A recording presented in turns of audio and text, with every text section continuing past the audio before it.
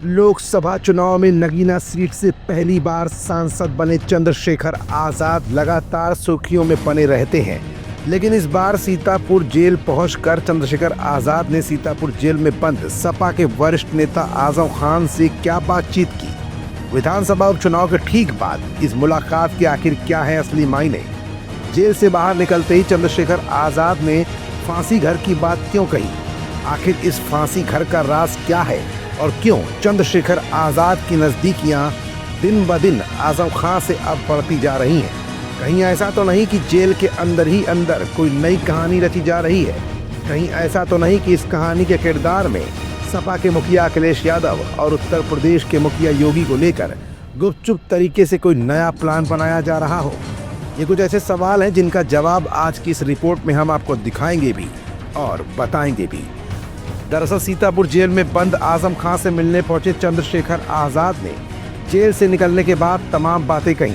चंद्रशेखर आजाद ने कहा कि आजम खान से बहुत करीबी पारिवारिक और दोस्ताना रिश्ता है। उनको छोटे मोटे मामलों में बड़ी सजा सुनाई गई है। उन्होंने आरोप लगाया कि आजम खान को जिस जज ने निर्दोष साबित किया उसका शाम तक ट्रांसफर हो गया। साथ ही कहा कि मेरी उनसे फांसी घर में मुलाकात हुई है।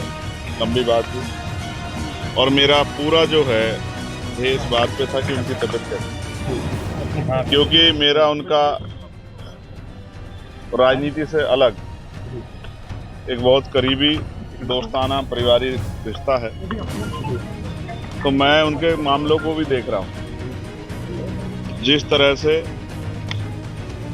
बकरी चोरी कराने में 10 साल की सजा, ऐसे एक होता चोरी करना है कराना, ऐसे छोटे छोटे मामलों में बड़ी बड़ी सजा। और जिस जज ने उनको निर्दोष करार दिया वो जज शाम के समय तक ट्रांसफर होकर दूसरे जिले में चले जाते हैं। जिस तरह से लोकतंत्र की हत्या हो रही है, संवैधानिक संस्थाओं को कुचला जा रहा है, ये किसी छिपा हुआ नहीं है।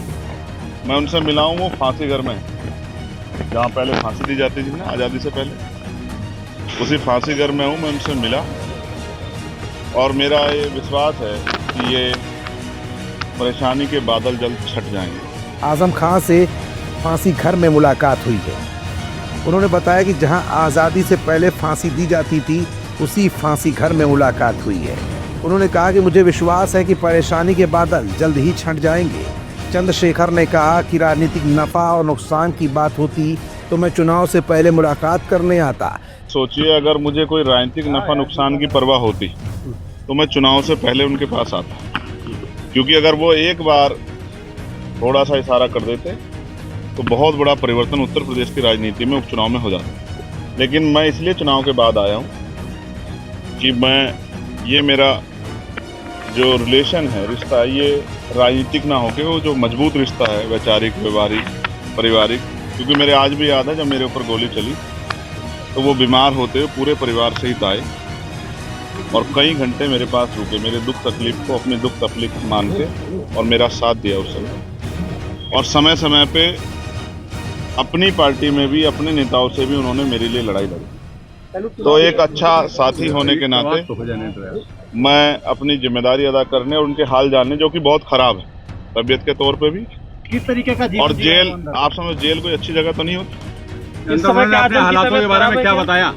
वो बीमार हैं, उनकी आंखों में इन्फेक्शन हुए हैं। मैंने उनकी हालात देखी, मुझे बड़ी तकलीफ, भावुकता भी थी मेरे अंदर।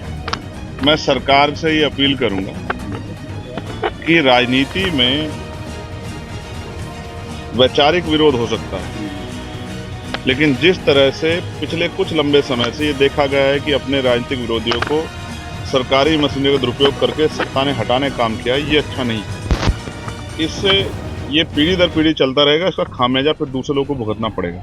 अगर आप कुछ अन्याय करोगे तो कल आने वाले समय में ताकत आने पर दूसरा व्यक्ति भी अन्याय करेगा। क्योंकि अगर आजम खान एक बार भी इशारा कर देते तो उपचुनाव में यूपी की राजनीति में बहुत बड़ा परिवर्तन हो जाता। नगीना सांसद ने बताया कि जब मेरे ऊपर गोली चली थी तो आजम खान अपने पूरे परिवार समेत मुझसे मिलने आए थे। आजम खान समय समय पर अपनी पार्टी में मेरे लिए लड़ाई लड़ रहे थे। दोनों नेताओं के बीच करीब 1 घंटे तक मुलाकात हुई है और इस मुलाकात के दौरान कई महत्वपूर्ण चर्चाएं भी हुई। वहीं सपा नेता से मुलाकात के बाद चंद्रशेखर आजाद ने कहा कि चुनाव जीतने के बाद से कई बार मुलाकात करने आना चाहता था, लेकिन 2 बार प्रयास करने के बाद उनकी तबीयत खराब होने के कारण मुलाकात टल गई। काफी लंबी बातचीत हुई है। उन पर बकरी चोरी कराने के मामले में 10 साल की सजा हुई है। जिस तरह से लोकतंत्र की हत्या और संवैधानिक संस्थाओं को कुचला जा रहा है, वो किसी से छिपा नहीं है। उन्होंने भाजपा सरकार से अपील करते हुए कहा कि राजनीति में वैचारिक मतभेद हो सकता है, लेकिन बीते काफी समय से देखा जा रहा है कि सरकारी मशीनरी का दुरुपयोग करके राजनीतिक विरोधियों को सत्ता से हटाने का काम हुआ है। ये दुरुपयोग ठीक नहीं है। ये पीढ़ी दर पीढ़ी चलता रहेगा और आने वाली पीढ़ी को इसका खामियाजा भुगतना ही पड़ सकता है। फिलहाल आजम खां पर जुल्म और ज्यादतियों को लेकर जो कहानी चंद्रशेखर आजाद ने सबके सामने रखी है, वो कहीं न कहीं आने वाले 2027 के विधानसभा चुनाव के लिए बिछाया गया वो कैनवास है, जो राजनीति की विसात पर जल्द ही सपा को झटका भी दे सकता है।